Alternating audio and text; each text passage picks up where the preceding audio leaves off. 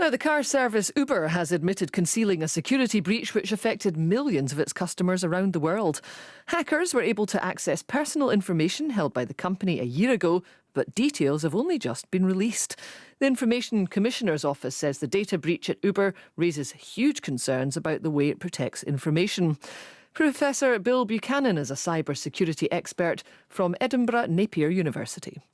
It's extremely big, especially because Uber is such a trusted, or seen to be a trusted brand. If a company like Uber can't look after customer data, then you've really got to wonder about other companies not being able to do the same thing.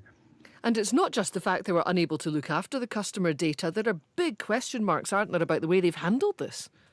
Extreme questions. With GDPR, which is the General Data Protection Regulation coming up in May next year, if there are any EU citizens on that database, then the company can be fined up to 4% of global turnover.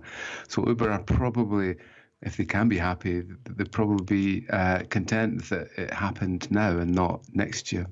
And they also didn't release this information. Increasingly, companies will be forced to report within 72 hours. So part of GDPR is that reporting, and there's no excuses. What seems amazing is that the person who hid the payment was concealed from the company. You can't imagine in many other cases that you would actually make a payment of this size and not to be detected. Yeah, I mean, £75,000 paid. As you say, it's amazing that this was hidden away. But also, there's been big criticism, hasn't there, of Uber for funding cybercrime by giving this money to the hackers? Yeah, well, that's obviously a problem, and you've got to wonder if really the data has been deleted. So how do you make sure actually that somebody hit the delete button and hasn't taken a copy of it somewhere? If it's a team, then have they got copies? Have they got USB sticks with all the data on it?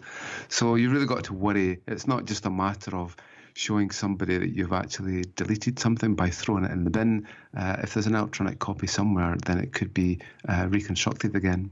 Are companies allowed to pay off hackers? I suppose they can pay whatever they want, but obviously when they're being audited, then I'm sure the shareholders will disagree with practices such as this. It's completely embarrassing, and I can't understand why they thought they could get away with this type of payment. 57 million customers and their own drivers' information was stolen. What should people do if they're concerned that they're amongst that? It's the usual advice to change passwords straight away. If possible, use a nice long password if you can, a nice phrase, and try and use different passwords for different types of systems that you go to. There are online sites that you can go and put in your email address and actually find out if you've been part of an Adobe hack or Yahoo or something like that. What's perhaps interesting is that there are evolving some really trusted brands such as Microsoft and Apple, who are fairly trusted in terms of the way they handle the customer's data. But others such as Facebook and LinkedIn just seem to be running a bit wild just now with customer data. And I think with GDPR coming along, then that will have to be sorted out. The citizen needs much more control about where the data is stored and who's looking after it, and is it encrypted. Fundamentally, we should be using encryption all the time for this type of system. So even if they manage to get the database, then they'll not be able to decrypt the records. Professor Bill Buchanan.